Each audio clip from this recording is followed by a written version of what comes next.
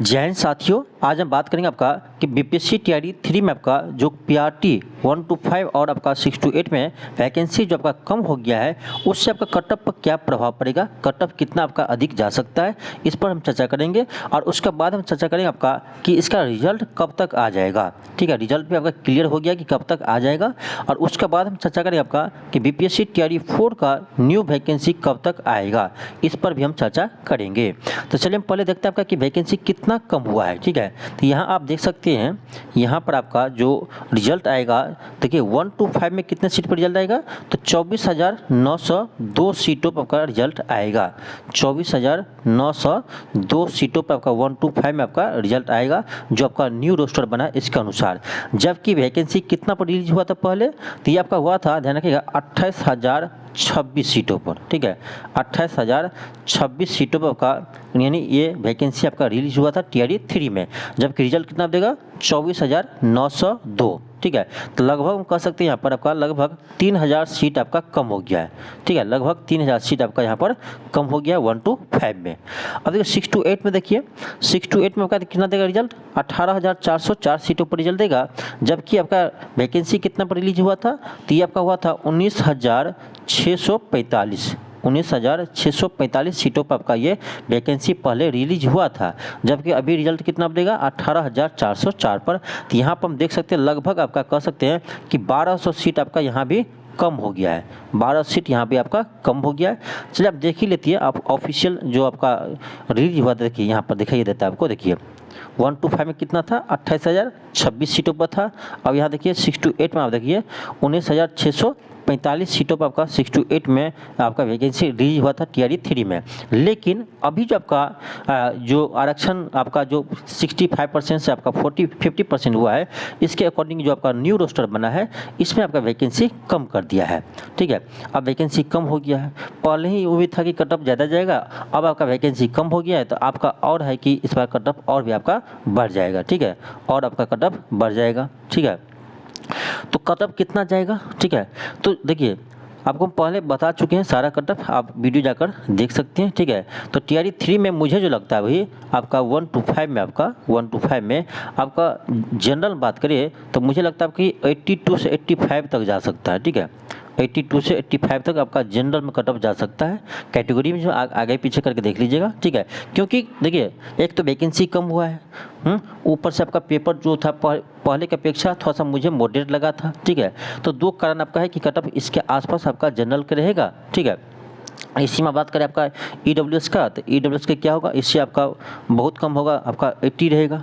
ठीक है, यही आसपास रहता है आपका 79 से 80 आप मान सकते हैं ईडब्ल्यूएस का।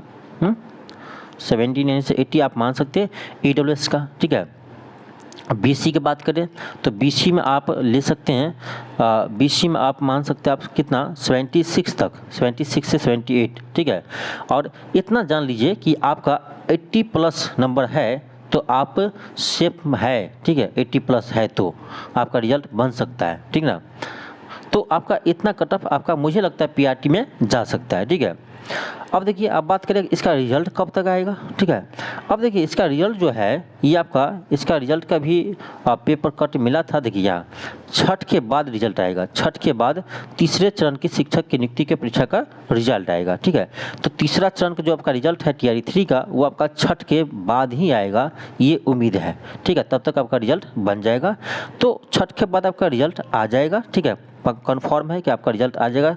और टीआरई 4 का भी वैकेंसी उसके बाद मुझे जो लगता है आपका छठ के बाद रिजल्ट यदि आता है तो टीआरई 4 का वैकेंसी अब मुझे जो लगता है ये आपका दिसंबर से जनवरी जा सकता है, दिसंबर से जनवरी आपका जा सकता है इसका टीआरई 4 का न्यू वैकेंसी का। ठीक है, तो जिससे भी लगता है कि टीआरई 3 में रिजल्ट नहीं होगा, आप अभी से टीआरई 4 का तैयारी कर सकते हैं आप। ठीक है, टीआरई 4 की तैयारी कर सकते हैं, उनके लिए हम क्लास आपका स्टार्ट कर दिए हैं, साथ में आपका टेस्ट सीरीज भी हम स्टार्ट कर दिए, जिससे आपका बहुत सारे बेनिफिट मिलता है। क्योंकि आपके एग्जाम में यहाँ से डायरेक्ट प्रश्न आया था इस बार टीआरई 3 में, तो आप इसे ज्वाइन कर सकते हैं। सभी क्लास के लिए 1 to 5, 6 to 8, 9 to 10। ठीक है, सभी के लिए आपका टेस्ट भी हम चालू किए हैं, इसे आप ज्वाइन कर सकते हैं।